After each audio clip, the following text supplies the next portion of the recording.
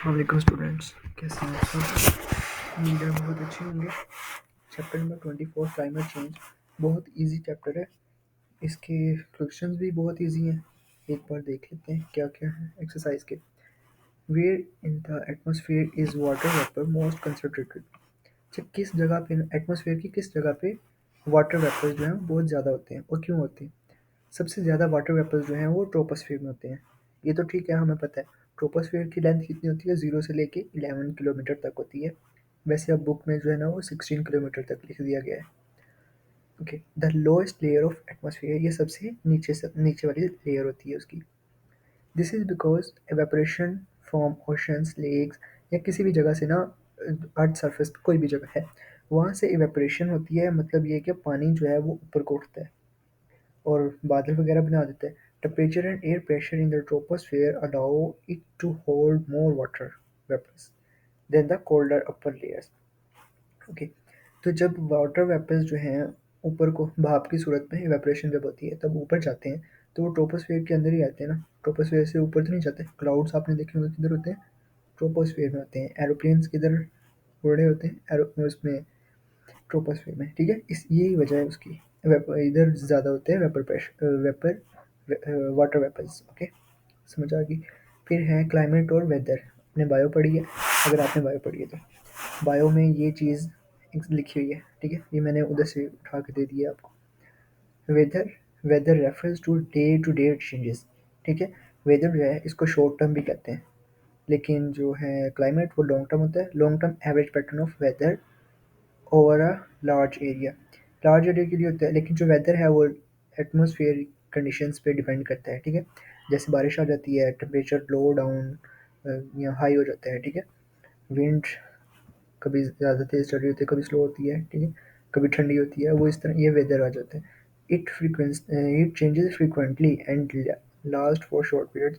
Okay, ये जो है ना वेदर बहुत ही कम अरसे के लिए होता है और बार-बार चेंज होता रहता है। लेकिन जो क्लाइमेट होता है वो बहुत ज़्यादा अरसे के लिए होता है। ठीक है, जैसे पहले कार्बन डाइऑक्साइड बहुत कम थी, अब थोड़ी-सी कंसंट्रेशन उसकी ज़्यादा हो गई है, तो इसकी वजह से ग्लोबल वार्मिंग और इफ़ेक्ट्स पड़ रहे हैं हमारे पास। ठीक है, एग्ज़ाम्पल वेदर की देख लेते हैं। वेदर्स क्या है? टुडेज़ रेन आ जाती है या टेम्परेचर इन योर सिटी, जैसे मेरे रावलपिंडी में अभी इस टाइम 4 नवंबर को बहुत ठंड हो रही है। ठीक है, मतलब 20 पे डिग्री सेल्सियस है अभी फ़िलहाल। ओके, क्लाइमेट चेंज में Pakistan has a dry and hot climate.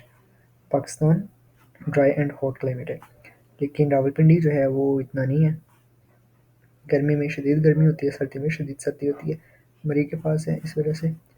Warm air has a greater capacity to hold water vapours.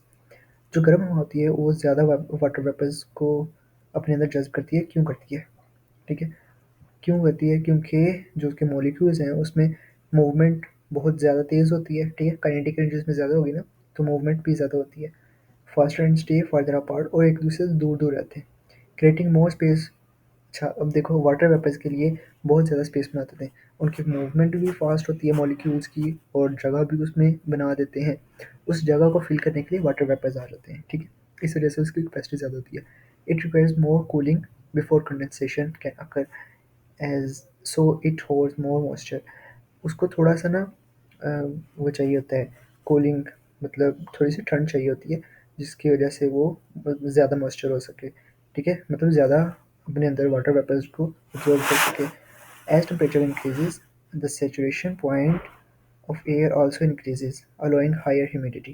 जितना ज़्यादा टेम्परेचर होगा उतनी ज़्यादा ऊपर को वेपरेशन होगी। वेपरेशन की वजह से जो एयर है वो वाटर वेपर्स को अपने पास रखेगी। ठीक है, ह्यूमिडिटी हो रहेगी फिर, मतलब हब्स जिसको कहते हैं। How does the atmosphere retain itself? How does atmosphere retain itself? The Earth's gravity pulls atmospheric gases toward itself, prevents them from escaping into space. ठीक है, जो अर्थ की ग्रेविटी है वो एटमॉस्फेरिक गैसेस को अपनी तरफ ही खींचे रखती है ताकि ये स्पेस में ना चले जाए। ठीक है, फिर है the balance between gravitational force and molecular motion keeps gases distributed around the planet. Earth's magnetic field and temperature layer also help stabilize and retain the atmosphere. ये तीन इसकी रीजंस थी। ठीक है, describe global latitude air movement due to uneven heating at different latitudes. कि इसकी जो reason है हमारे पास वो ये है, the equator receive more solar heat than the poles. जो इक्वेटर है वो ज़्यादा सोलर हीट करते हैं। क्यों करते हैं? उसकी रीज़न ये है कि टेम्परेचर और एयर प्रेशर आ जाते हैं उसके अंदर। ठीक है, पोल्स में ज़्यादा ठंड होती है, इक्वेटर्स में गर्मी होती है, क्योंकि अवे होते हैं वो। Warm air rise at equator. Warm air जो है वो इक्वेटर से आती है और पोल्स की तरफ जाती है। ठीक है, लेकिन जो कोल एयर है, ठंडी हवाएं हैं, वो पोल्स से इक्वेटर तक आती हैं। ठीक है, इस वजह से वो आती हैं। अब देखो, नॉर्थ पोल और साउथ पोल बहुत ज़्यादा ठंडे हैं, अंटार्कटिका उधर ही है ना। तो बाकी जो दरमियान में है वो हमारे जैसे जैसे पाकिस्तान है, ये सारी चीज़ें दरमियान में आ जाती हैं, तो वहाँ पे गर्मी और सर्दी दोनों होती है। This causes global wind circulation cells, जैसे हेडली है, फेरल एंड पोलर सेल्स हैं, resulting in major wind belts like trade wind and westerlies. What would be consequences of if all the polar ice melts. अच्छा, अब देखो polar ice क्या होती है। Polar ice आपने पढ़ा है ना, मतलब ये कि जो ग्लेशियर्स हैं वो जमे हुए हैं। ठीक है, फॉर एग्जांपल ग्लेशियर्स जमे हुए हैं। जो पोल है ना हमारे नॉर्थ और साउथ पोल, वहाँ पे जो आइस है वो पोलर आइस कहलाती है। ठीक है, जब वो मेल्ट हो जाएगी तो हमारे पास क्या क्या चीज़ें हो सकती हैं, उसके कॉन्सिक्वेंसेज क्या हो सकते हैं। सी लेवल राइज हो जाएगा। ठीक है, मतलब पानी ज़्यादा हो जाएगा उसमें, समंदर में। Flooding low lying coastal region and islands. अब वहाँ पे फ्लड आएंगे, जब वहाँ पे फ्लड आएंगे तो फिर अंदर वाली इलाकों में भी ज़रूर आएंगे, जैसे अभी पंजाब में आया था। ठीक है, या इंडिया से वो जो फ्लड आया था, जिसको कह रहे थे आमतौर पे कि इंडिया वालों ने पानी छोड़ा है, ऐसा नहीं था, वो फ्लड आया था। ठीक है, फिर है अर्थ एल्पिडो या रिफ्लेक्टिविटी, वो डिक्रीज इंक्रीज ग्लोबल वार्मिंग। जो रिएक्टिविटी है अर्थ की वो डिक्रीज हो जाएगी और ग्लोबल वार्मिंग इंक्रीज हो जाएगी। फिर ओशन करंट्स आपने पढ़ा है, ओशन करंट्स जो है and climate change pattern would change. Climate change pattern जो है ना, climate pattern, global climate pattern वो भी चेंज हो जाएंगे, ओशन करंट्स वो भी चेंज हो जाएंगे, जिसकी वजह से हमारे वेदर जो है वो एक्सट्रीमली, उसको लॉस होता है, हैबिटेट को लॉस होता है और वेदर एक्सट्रीमली चेंज हो जाता है। ठीक है, is the lithosphere a part of mental. इसको जस्टिफाई करना है, यस, मेंटल का पार्ट है वो। कैसे इसको आप जस्टिफाई करेंगे? Lithosphere includes the earth crust and upper most rigid part of the mental. Lithosphere में क्या होता है कि अर्थ का क्रस्ट भी होता है उसके अंदर, और जो अपर मोस्ट रिजिड पार्ट है मेंटल का वो भी उसमें आ जाता है लिथोस्फीयर में। It forms the outer solid layer of earth, अच्छा, जिसके ऊपर हम divided into large tectonic plates. Okay, जो लिथोस्फीयर है वो हमारे पास अर्थ का जो आउटर सॉलिड लेयर है ना, उसको कहते हैं, और इसके साथ साथ ये डिवाइड कर रहा होता है टेक्टोनिक प्लेट्स को। ठीक है, अच्छा, आप देखो टेक्टोनिक प्लेट्स कहते हैं जब ज़मीन के अंदर जो प्लेट्स है ना उसको टेक्टोनिक प्लेट्स कहते हैं। जब ये दोनों इनमें मूवमेंट होती है तो ज़लज़ला आता है। ठीक है, वही टेक्टोनिक प्लेट्स की वजह से ज़लज़ले आते हैं।